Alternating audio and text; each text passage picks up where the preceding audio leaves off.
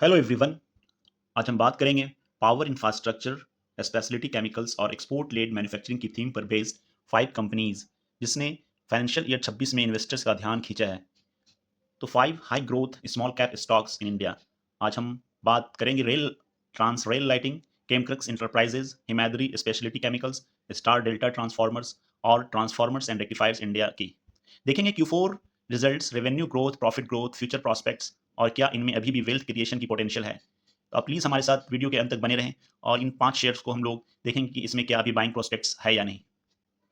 पहले बात करेंगे ट्रांसलेट लाइटिंग की। मार्केट कैप इसके 6600 अप्रॉक्स है, करंट प्राइस 495 का है और वहीं पे हाईज इसने 856 का लगाया था और अपने लॉस से ये आसपास मिल रहा है। वहीं पे स्टॉक भी आप देखें तो 60 का है, ओनली 16 का, और इंडस्ट्री पी 35 का है। तो कंपनी अभी काफ़ी सस्ते दाम पे मिल रही है। बट वही है कि जो भी बाइंग सेलिंग आपका खुद का है। मेरा काम बस आपको एजुकेशन देना, इन्फॉर्मेशन देना है इस कंपनी के बारे में कि कंपनी आगे किस तरह से ग्रोथ करेगी।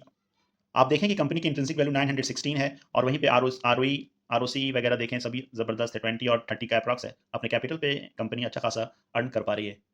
Translate writing transmission line, sub station और ईपीसी प्रोजेक्ट्स में काम करती है। कंपनी कंपनी का देखें कि जो 452 का इसका मैक्स टू मैक्स जा सकती है। डबल स्टडी कर सकते हैं इस जो भी शेयर्स मैं बताना चाह रहा हूँ। आप इस पर स्टडी कीजिए, बाइंग सेल आप एडवाइजर से पूछ कर करें। आप देखिए कि Transrail renewables, substation, transmission line, railways, distribution network, poles and lighting में और कंस्ट्रक्शन में भी काम करती है। इतने सारे सेक्टर्स में काम करती है और ट्रांसरेल लाइटिंग की अभी ग्रोथ बहुत बाकी है और कंपनी अभी अच्छे खासे प्राइस पे करेक्ट होकर आई है, तो इसे स्टडी करना बनता है। फाइनेंशियल ईयर 2026 की हाइलाइट्स में अगर देखें ट्रांसलेट लाइटिंग की, तो रेवेन्यू ग्रोथ में 30% का ईयर ऑन ईयर ग्रोथ है। ओपनिंग पैट ग्रोथ 28% का है। वहीं पे ऑर्डर बुक कंपनी के पास जबरदस्त 16,360 का है अप्रॉक्स।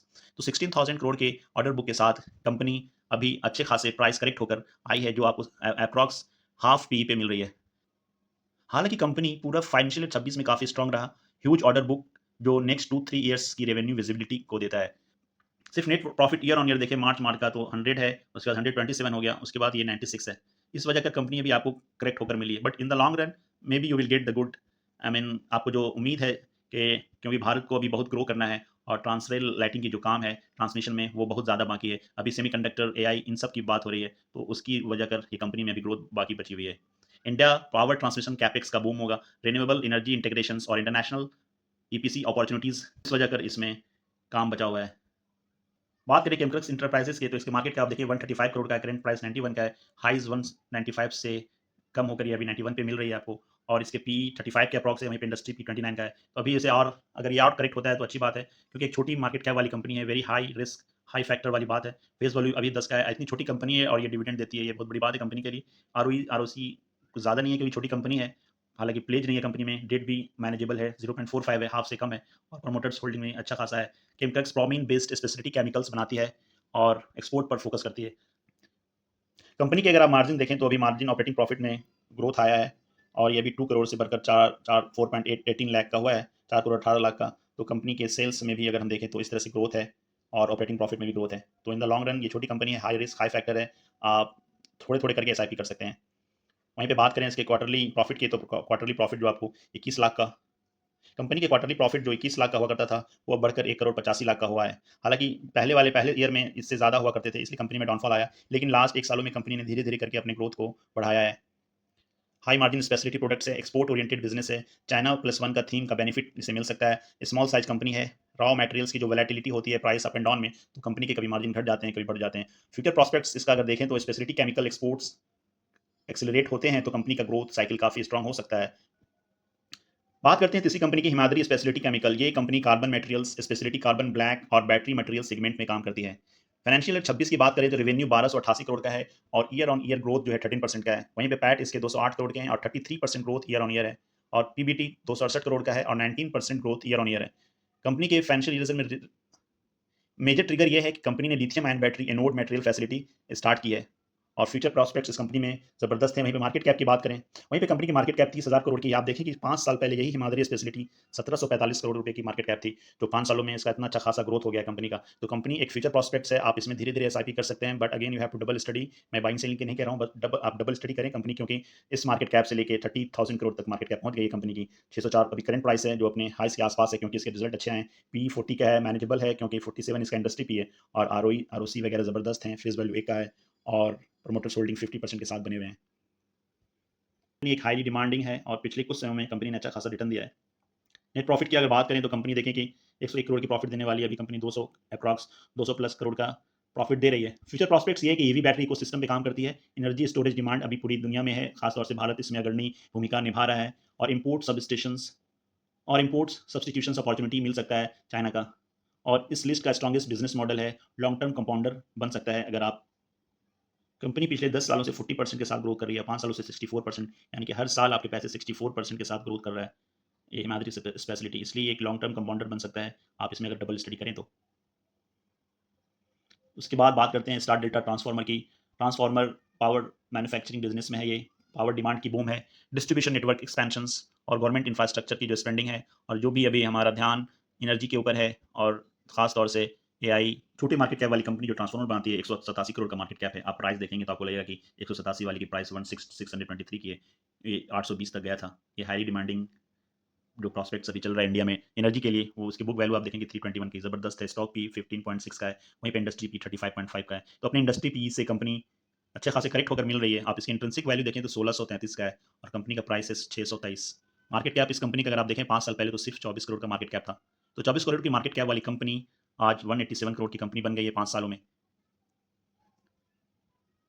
ट्रांसफार्मर इंडस्ट्री में कैपेसिटी शॉर्टेज होती है, स्ट्रॉन्ग ऑर्डर इनफ्लो होता है।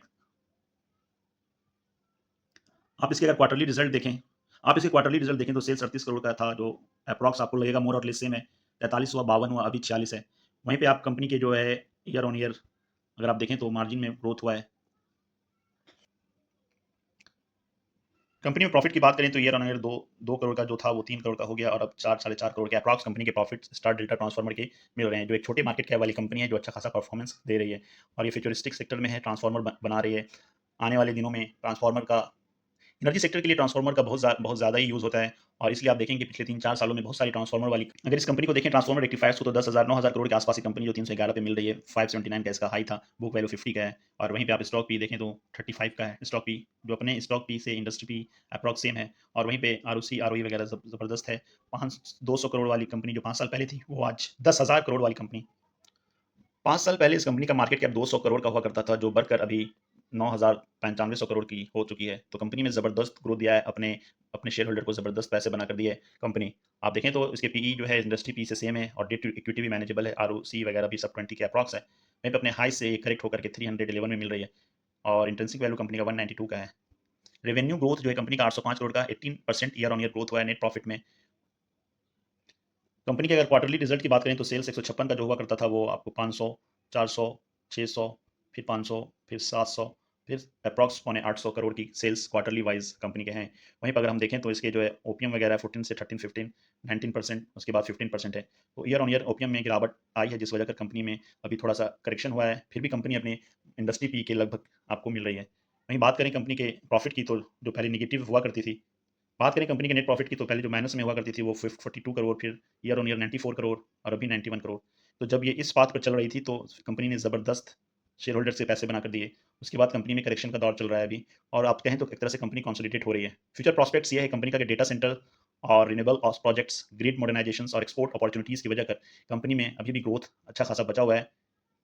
बात करें ईयर ऑन ईयर प्रॉफिट की, तो जो नेगेटिव में हुआ करता था रिजल्ट, वो अगर 1 करोड़ 8 करोड़ इस तरह से कंपनी ने अपनी ग्रोथ दिखाए हैं, और कंपनी ईयर ऑन ईयर अभी 272 करोड़ 216 से 272 करोड़ पे आई है।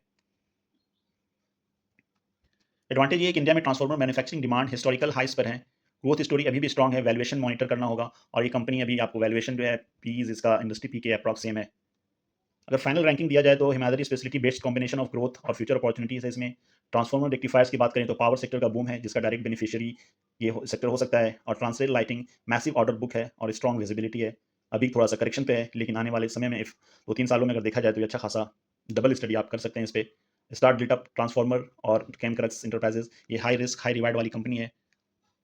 पावर इंफ्रास्ट्रक्चर और स्पेशलिटी केमिकल्स फाइनेंशियल ईयर 27 से सबसे बड़े थीम्स बन सकते हैं। आप इन 5 स्टॉक्स में किस कंपनी में बुलिश हैं, कमेंट करके जरूर बताएं। वीडियो पसंद आए तो लाइक शेयर और सब्सक्राइब करना ना भूलें, और प्लीज़ शेयर करें माय डियर फ्रेंड।